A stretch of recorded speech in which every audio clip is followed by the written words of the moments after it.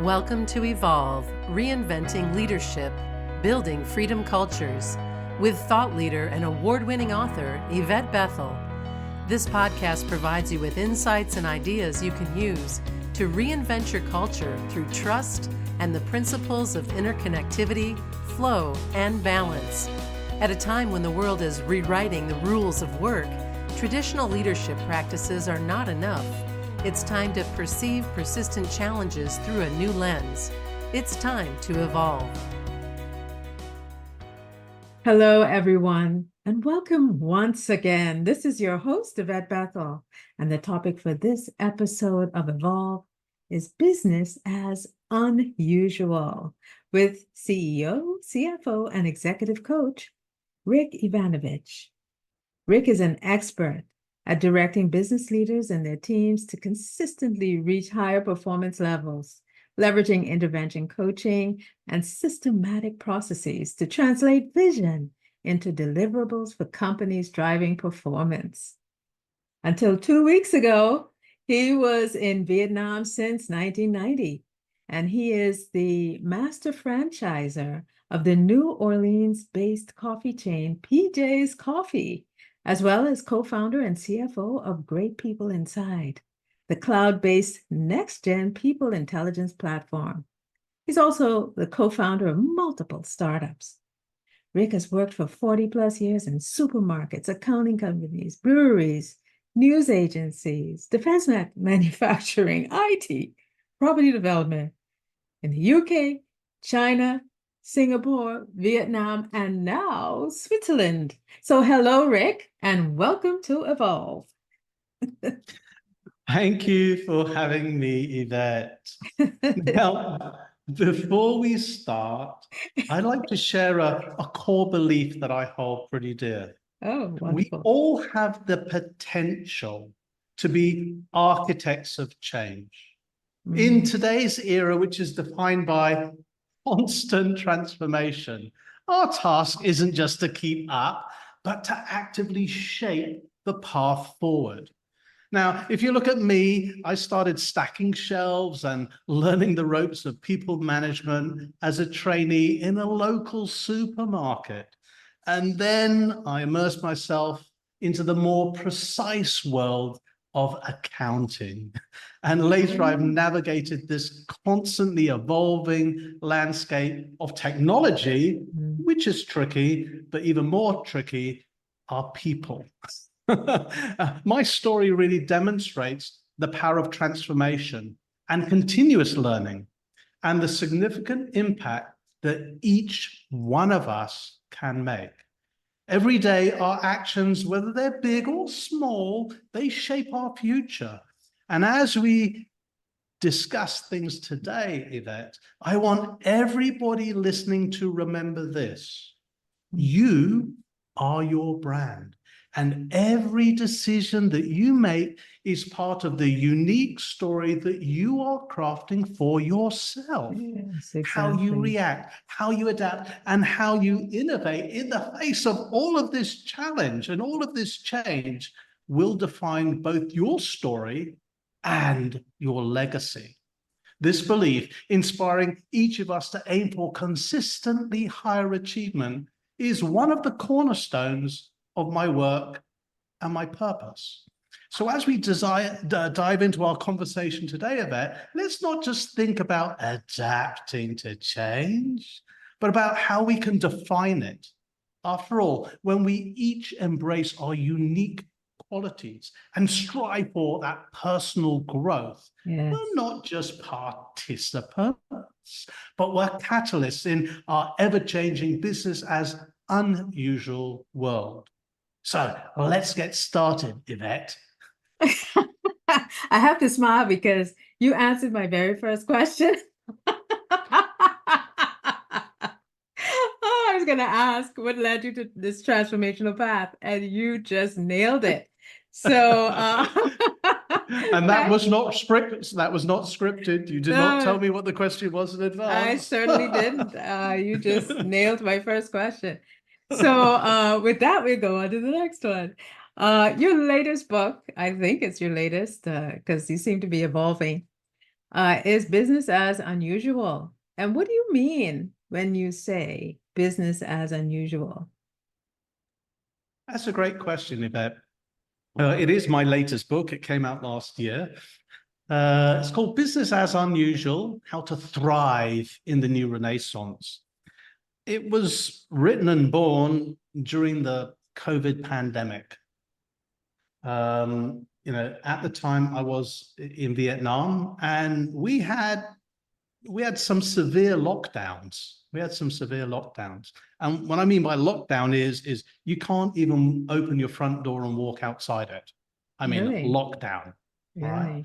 Really? We used to have a permit to go out of your home to go down to the supermarket or to Really? the pharmacy. You needed a permit to do that. But anyway, during the pandemic, as the lockdowns and the openings and the lockdowns, as open, close kept happening, and we saw countries one by one close their borders, Mhm. and therefore things like tourism ground to a halt, and Mhm. anything in hospitality, food service, that ground to a halt as well, didn't it? And then we started seeing, people losing their jobs. And it wasn't a temporary loss. There were, people being laid off in the thousands. There's no playbook for this. And I was finding that I was speaking to people who were pretty stressed. I guess I was pretty stressed as well. Business leaders and senior people of all sorts of companies of shapes and sizes, especially multinationals. And I was getting really fed up when people said, when this is over, Mhm. when we get back to business as usual. I thought, you're nuts. We can't go back to usual. What is usual? Nothing is usual or normal anymore. Everything is unusual.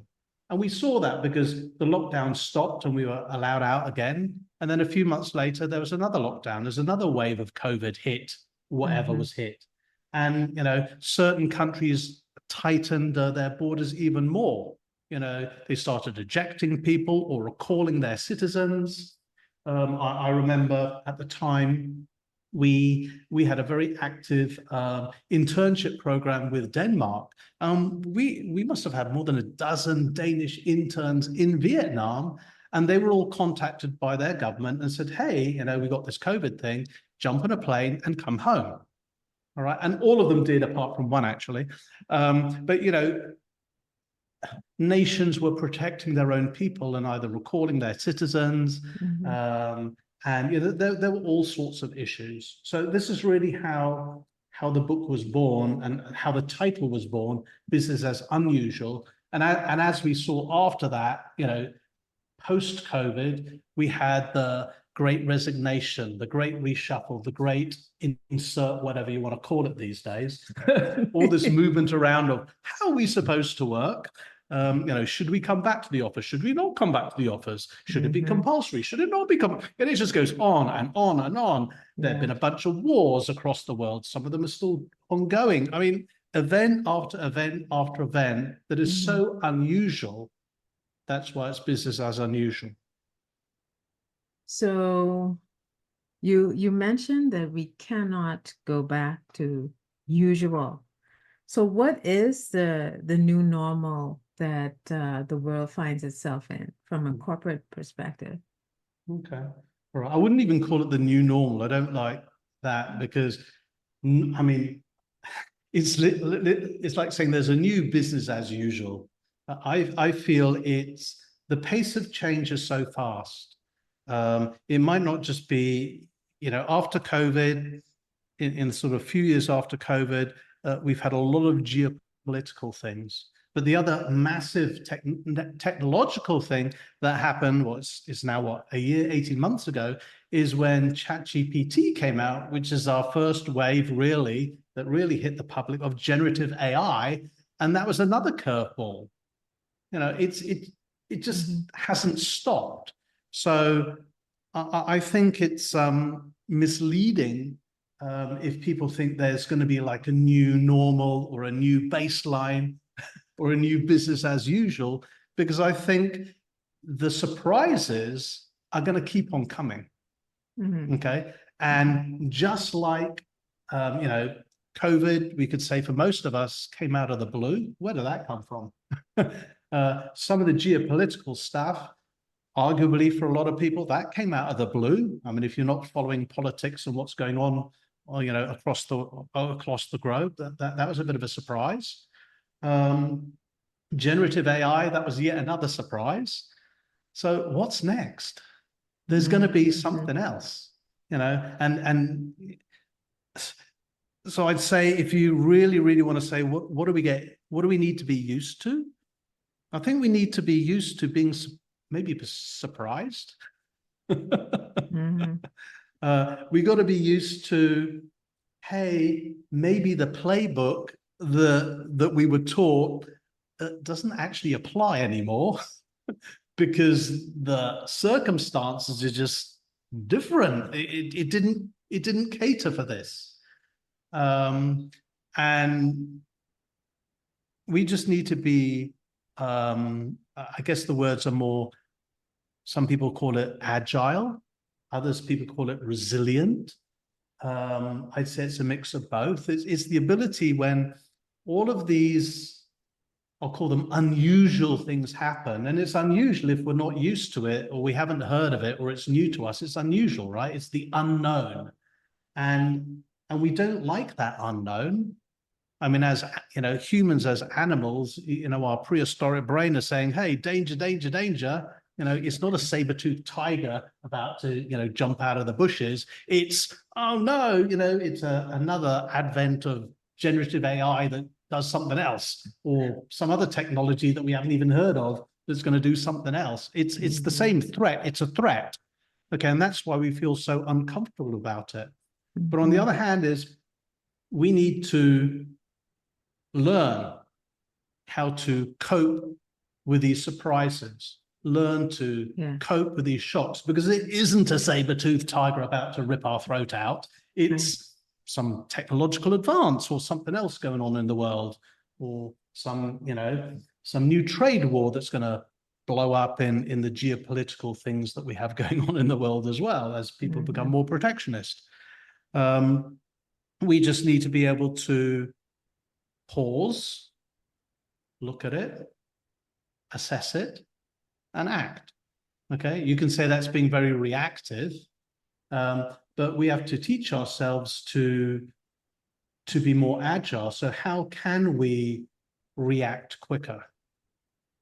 It's still a reaction. How can we turn a reaction into proactivity? Can we forecast or predict or come up with a plan B, C, D, and all the way to Z of what might hit us?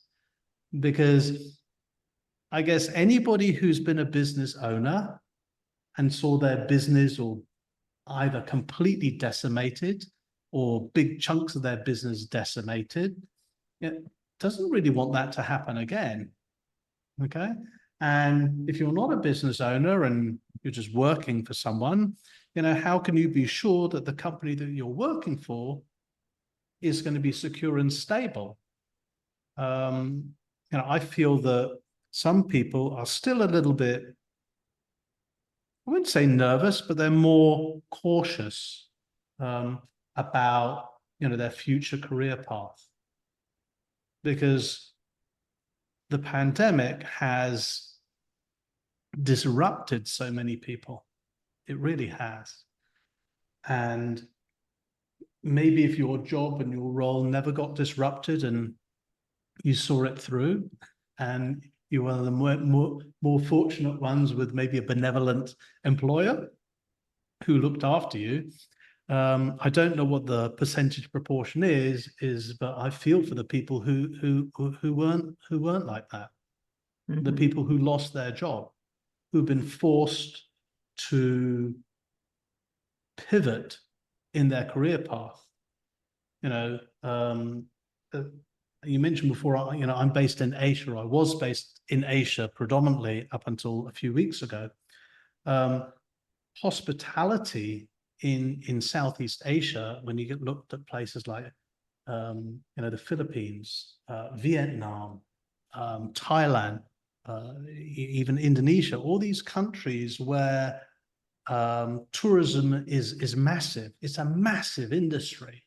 And for that to come to a grinding halt because nobody can fly into your country, and you've got multiple billions of tourism dollars as a result of that grinding to a halt, those people have had to shift industry. Okay. And they don't necessarily want to go back because there's still a risk, right? Some of those people have to start out again.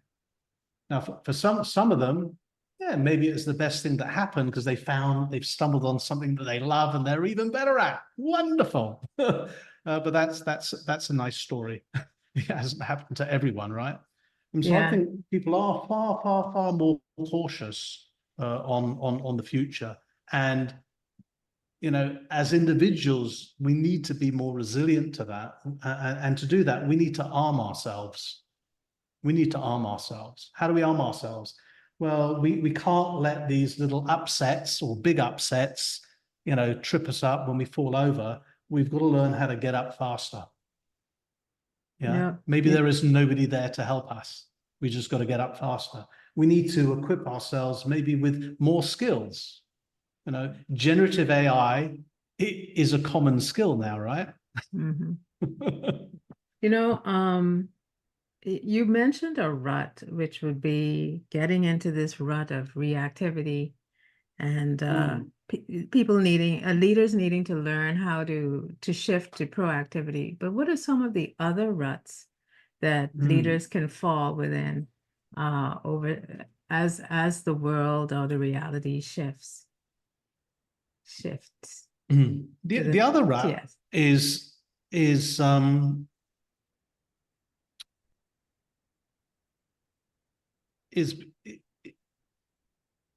being so maybe risk averse that you're not moving. Like, okay, what's going to happen? No one can really predict the future. We can only make guesses, right? And some of those guesses are going to be wrong, and some of them are going to be right. A guess is a guess. Doesn't matter how much effort we put into it. What I'm seeing at the moment and what I'm feeling in some of my businesses and when I look at certain economies, there's a hesitation. Right? Do you go out and spend money or not? Okay, we have to look at personal spending patterns now. Now, with a pandemic, with people forced to stay at home, spending patterns have changed. Okay, now if spending patterns of individuals have changed, it also influences the spending patterns of corporations. As in, we're more cautious. We're far more cautious on what we spend our money on. Okay, and maybe as I said, a lot of companies and governments, help their citizens, their employees very well, fantastic. But it was expensive. So our war chests, as it were, or the money that we've set aside for the rainy day, well, we might have spent a lot of it or all of it. We've got to build all that up again. And on top of that, we have even more uncertainty. So I'm seeing a lot of people pause and hesitate and not make a decision. Now, not making a decision is making a decision to not make a decision. It's still making a decision. But they're not moving. Yeah. And in some cases, that's also a worry, because not moving at all can be even worse than moving in the wrong direction. You mentioned not moving and moving. I think with with moving the organization ahead and getting out of that paralytic state, what are some of the new skills that people need within the new reality? I think the biggest skill, and it's being emphasized more these days, although it's not new, is the skill that we all need to learn how to learn. It sounds a bit daft. Actually, no. No, because people think education means that you automatically learn, but I think you make a very important point. Yeah, I mean, I guess it's the problem is maybe education. All right, I'm showing my age here. I'm a baby boomer, by the way. So when I was educated, it's like, okay, work hard, study hard, get the good grades, you'll be okay. All right. However, now I'm a little bit older. I've realized that, yeah, I did all of that, but it's not enough, because what I learned in school is a lot of it is irrelevant. That's right. And there's a lot that's happened since I left school. Like, for example, I left school before the computer came out. And we didn't have computers in schools. We had things called slide rulers, which a lot of people will not know what I'm talking about. And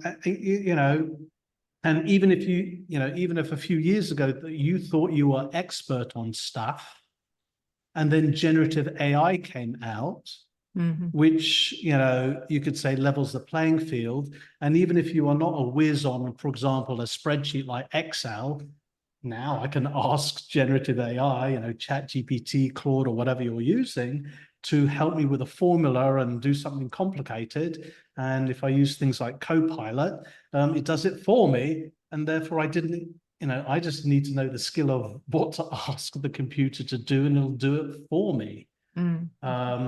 These are new skills. And I've seen it, again, speaking to business leaders, as organizations, we train people, we train our employees, right?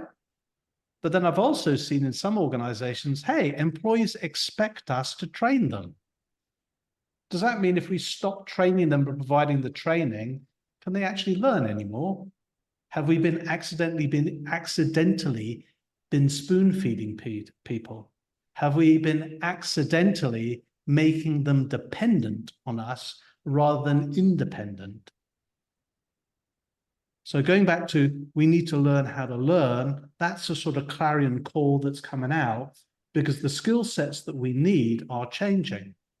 If we look at the World Economic Forum, every few years they come out with a report called The Future of Work. If you wind the clock back 5 or 6 years, or pre-pandemic, a couple of years before the pandemic, everybody will be talking about IE4.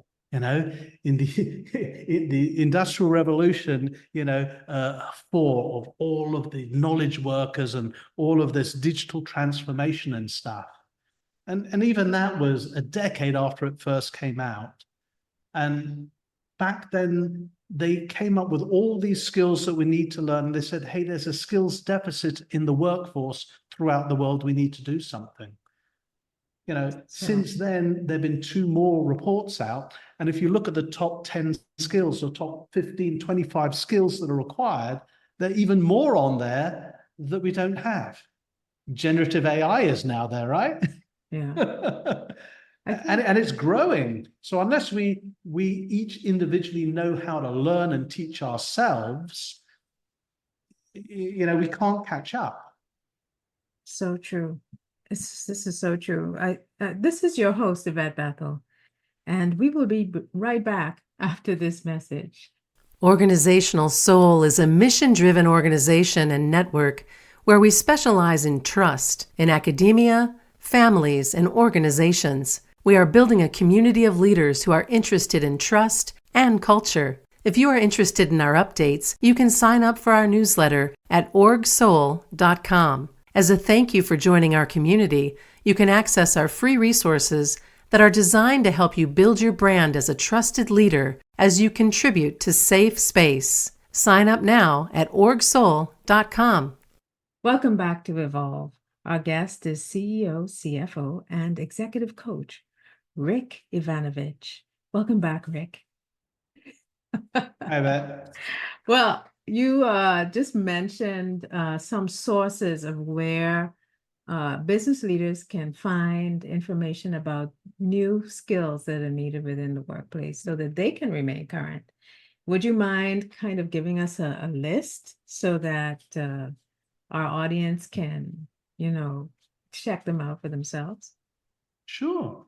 I love, well, I don't love, yeah, I love, I like the Future of Work report that comes out every, I think it's biannual, from the World Economic Forum. That usually, what that covers, and I wrote about it in my book, I quoted some bits from it. It looks at the skills that are required in the future, sort of predicting the skills required in the future.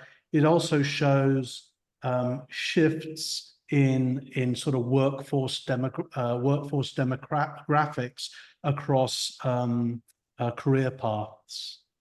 Okay, we've all seen the advent of generative AI and things like ChatGPT or Claude and the others, and how that is really challenging a lot of more administrative data, manual data intensive roles, which are now being replaced by, RPA, robotic process automation, and other AI things like machine learning.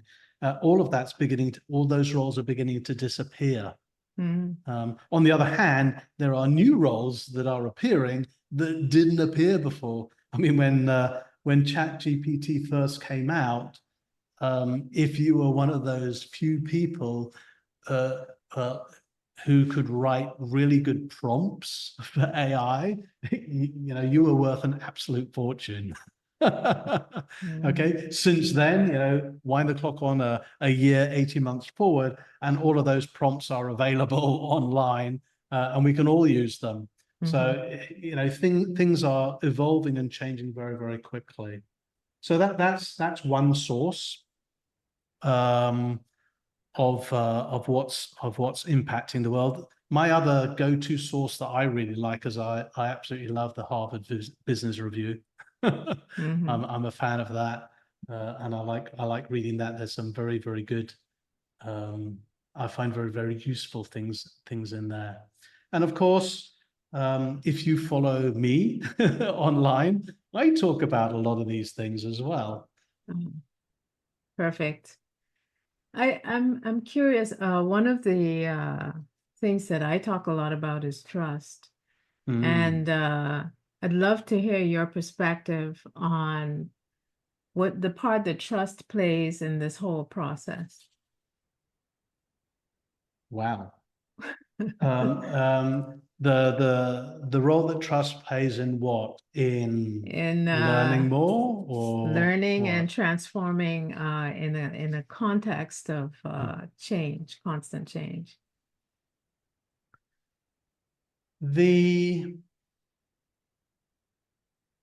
The trust is if we're expecting people to teach themselves, and as organizations, if we provide them time to do so, okay, again, the more benevolent organizations will allow people some time during their working day or their working time to actually learn and evolve more, as opposed to those who say, great, you can learn in your own time. Their cases, their pros and cons of both. It's that they use that time wisely, and they do learn, and they do evolve. Interesting. Because we're supposed to be grown-ups, aren't we? We're supposed to be grown-ups and professionals. I mean, do we do we really need to spoon feed people? Do we really need to micromanage and watch people? You know, shouldn't we have evolved way beyond that? Especially when, you know, the work from anywhere, the hybrid working, the gig working, whatever you want to call it, okay, it's here to stay. It's not going away. As for any organizations who are embracing that form of working, there has to be a level of trust that people are adult or are responsible enough to just get on with it and do the right thing. So there's with that trust there's a lot of integrity that goes with it. I think my next question is, while you wrote your book in response to what was needed during the pandemic, how is what you've written still applicable 4 or 5 years later? Okay. For clarity, the name came because of the pandemic. And I guess I positioned it because of the pandemic. But if there was no pandemic, what I put in there are tools that can be used by literally anybody to either get themselves out of a rut or to accelerate their forward movement. And I put in there things that I used, and I've also put in there things that I don't use, because in my pursuit of what is the solution, what is the answer, I came across all sorts of tools and models, and quite honestly, I don't like some of them. Like, okay, this model here, I don't quite like it, but I like this element, so I'm gonna steal that bit, I'm gonna borrow that bit, and I'm gonna add it to this bit, and so I've sort of mashed up things in a way that makes sense to me.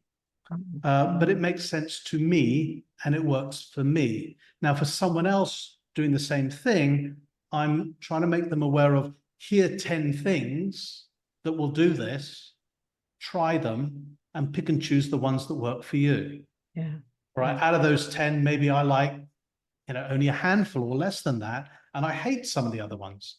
Okay, it doesn't mean that the other ones are no good. It just means they don't work for me. We're all unique. And so, we all learn differently. We all see things differently. And so I'm providing tools that hopefully there's something there for most people. I won't say for everyone, for most people.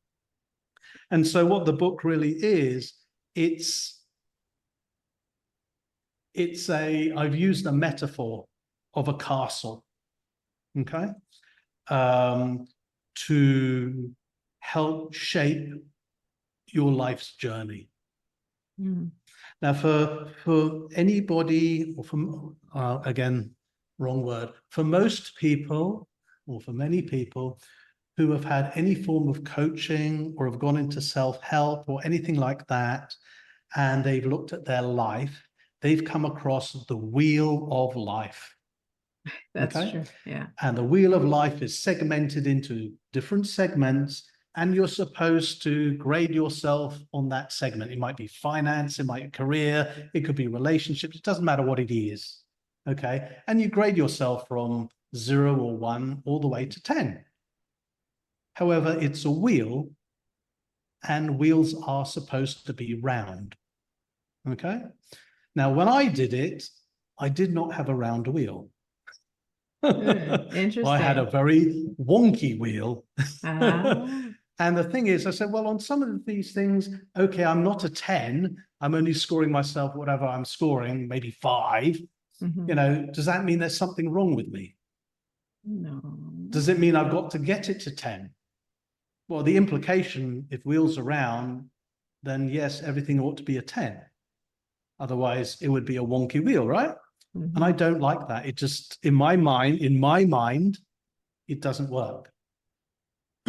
So I needed to come up with a different metaphor where the shape didn't really matter.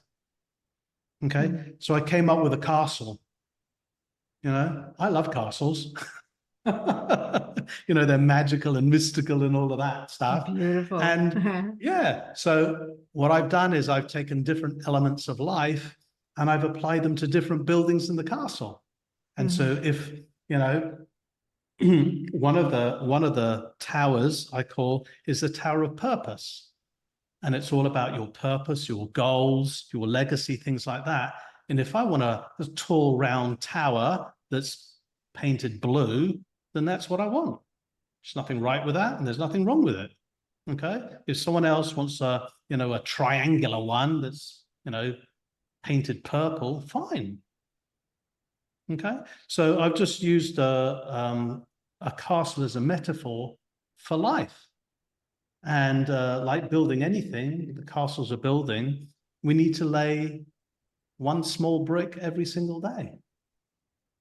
And the brick could be anything. It could be, I don't know, letting go of a belief that no longer serves you. It could be reaching out to a neglected relationship. It could be maybe just taking just a small step towards better self-care. It doesn't matter what it is, okay? But I see, all these actions as laying a small brick to help build your castle, okay? And yeah, I know I like fantasy as well. Yeah, I can imagine my castle. I know what it looks like. This is wonderful. I hate that this is my last question, but as a final question, when it comes to business as unusual, what's one thing that you would like for our audience to remember about this conversation?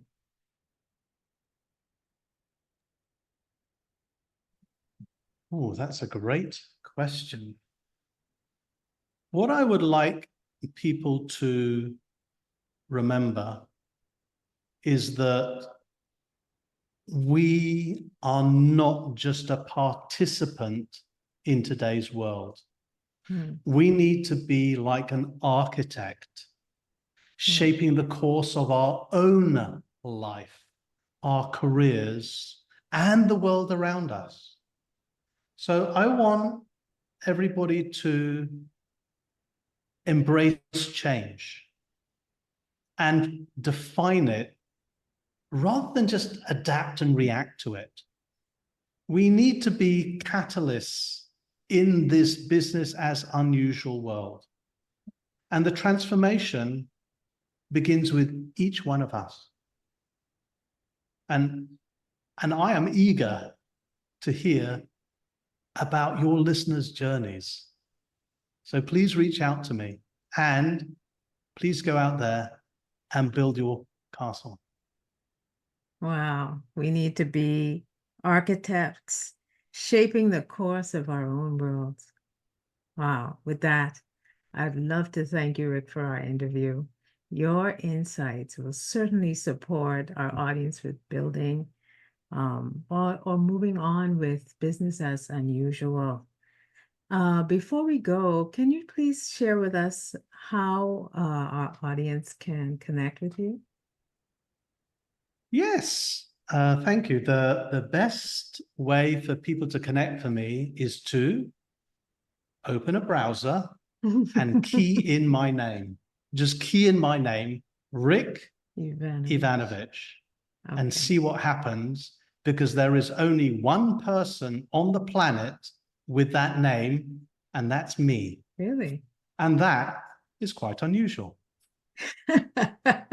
This has been Yvette Bethel and Rick Yvanovich, and we would like to thank you for taking the time to join us on Evolve, Reinventing Leadership, Building Freedom Cultures.